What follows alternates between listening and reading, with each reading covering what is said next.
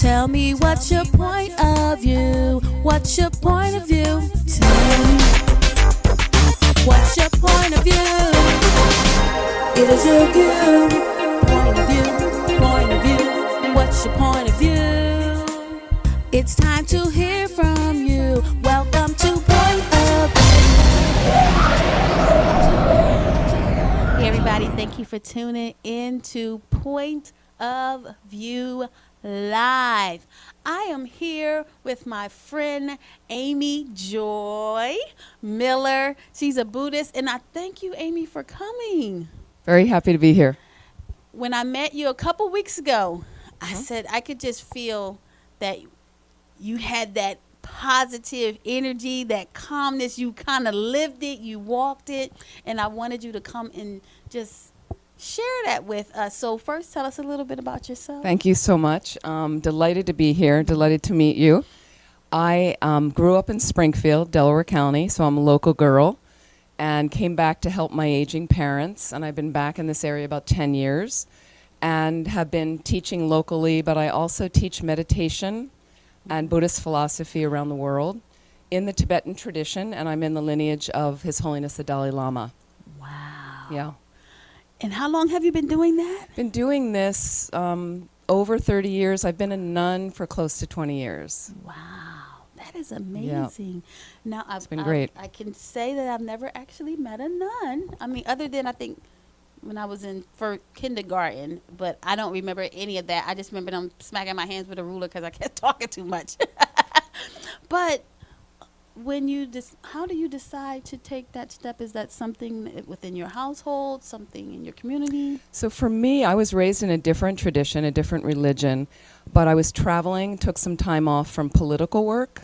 So I was in politics before, which is why I'm a nun now, right? Much happier. You see a lot.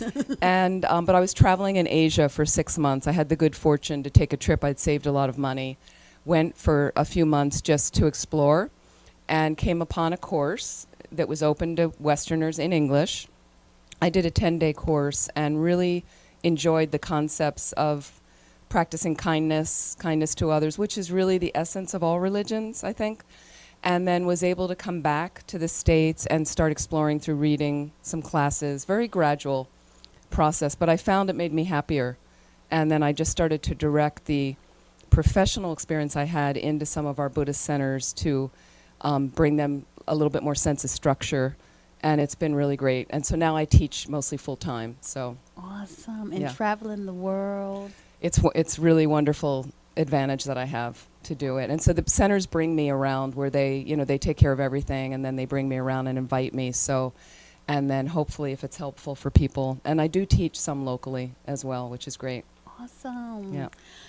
So when it comes to practicing Buddhism, meditation is one of the main pieces. Give us some insight on why you meditate and the purpose of meditating. Sure. It is part of the crux of what we're doing because we're really about an exploration of the mind. Not the brain, but the mind is seen as not physical consciousness. And meaning, how's your energy directed? What's your attitude? And what I find is most of us are running unconsciously through a stream of events and activities mindlessly all day long.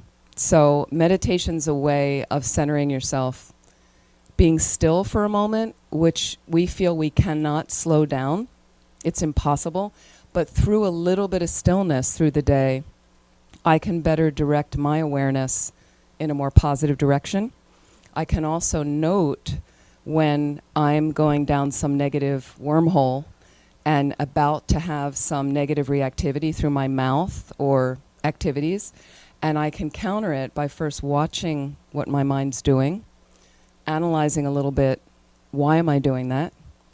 What are the patterns around? And then I can apply some antidotes, healthy antidotes, coping mechanisms, so that I can better do some better activity in the future and at the present. So some of it gets done formally on the cushion in a meditation practice, and it's hard for people, but if you just take a little moment, 5 minutes of the day to kind of think about what's my motivation today, And sometimes I like to just bring in basic gratitude because We don't really explore our privilege. And if you can't feel grateful and appreciative of the things you do have instead of focusing on what you don't have, so I find meditation's a way to help us be more aware of those experiences. I like that. I think we do kind of get caught up in the day. I got to do this. I got to do that. Hustle, hustle, hustle, hustle. But do we ever think, take a moment and be grateful for getting from point A to point B? It's the evening time, and I've gotten through my day, and nothing bad has happened. Do we take that moment to actually think about that and just to be grateful? So that's a good point that meditation could definitely help with. Now, talk to us about energy. What would Buddhists feel about the energy that's in us, around us? Well, partly, one of the things I wanted to add that meditation's helped me focus on is we are inter-beings, meaning, and this is a quote from Thich Nhat Hanh, a great Vietnamese master, Thich Nhat Hanh, but if you're an inter-being, what it means is we are interconnected. And what unfortunately is going on our planet, and particularly our country right now, is a divisiveness that we're not connected, but we are. And so meaning, you know, if we realize our connection with each other in a healthier way, we all want the same thing. We all want to be happy and we don't want to suffer. And everybody on the planet wants that. So what happens is a car pulls in front of you and doesn't signal and butts in front of you, and you slam your brakes on, which is a little bit dangerous. But we forget that we've been in the same situation. I've been in the wrong lane, you know, couldn't get in, had to make the turn then, I was going to be late. There's all these situations that we are the same. We share this fundamental humanity together, a shared humanity, I would say.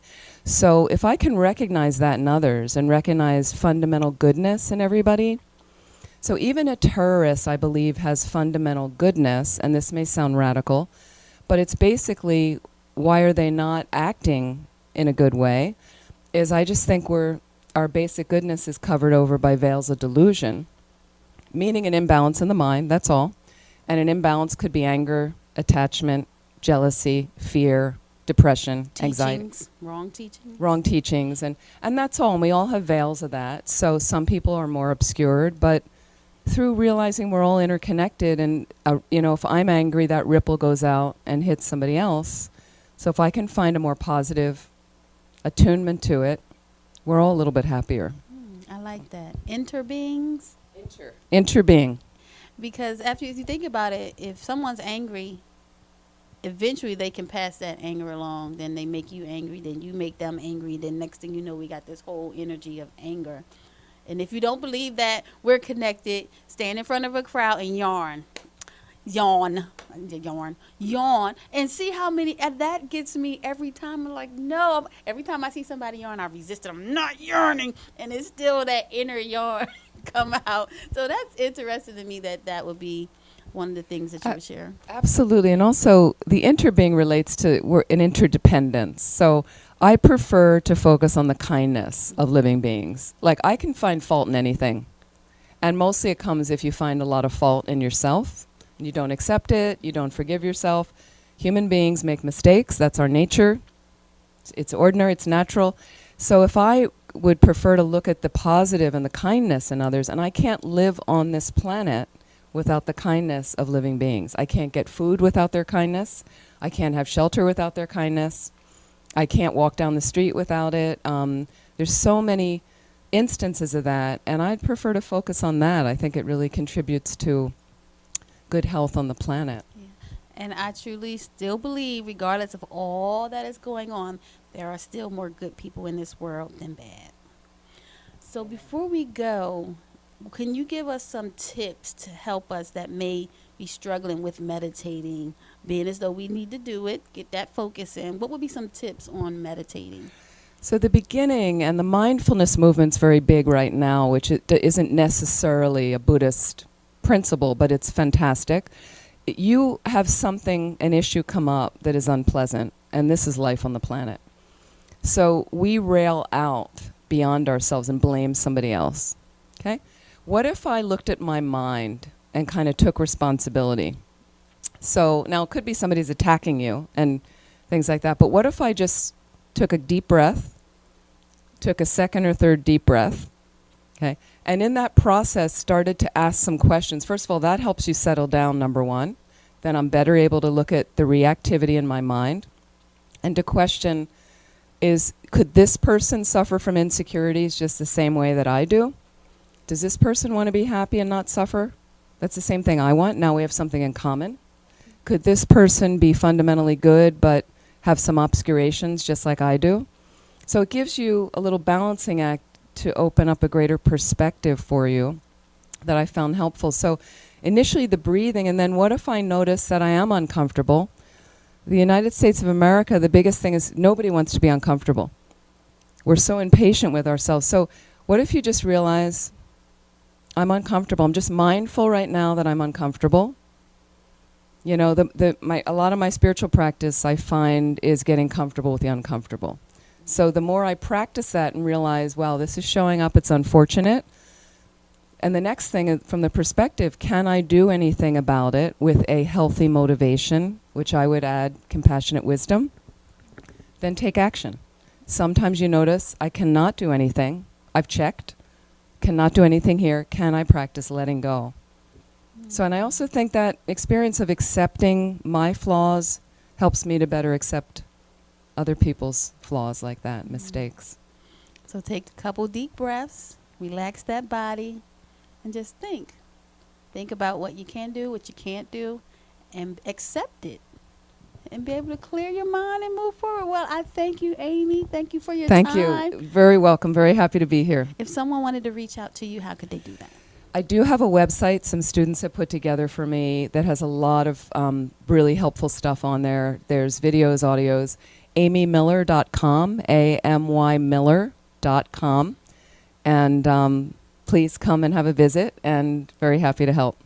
All right. So we are actually going to let Amy close our session out today. So there is someone sitting there who is struggling with some negative energy. They're having a hard time releasing it. What would be your words to that person?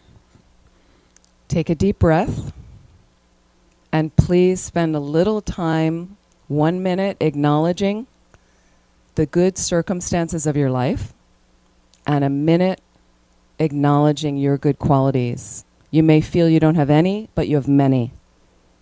So a couple minutes on gratitude, and let that wave of appreciation soak through your entire being, melting all the way down to a molecular level. You are good enough. Take me back.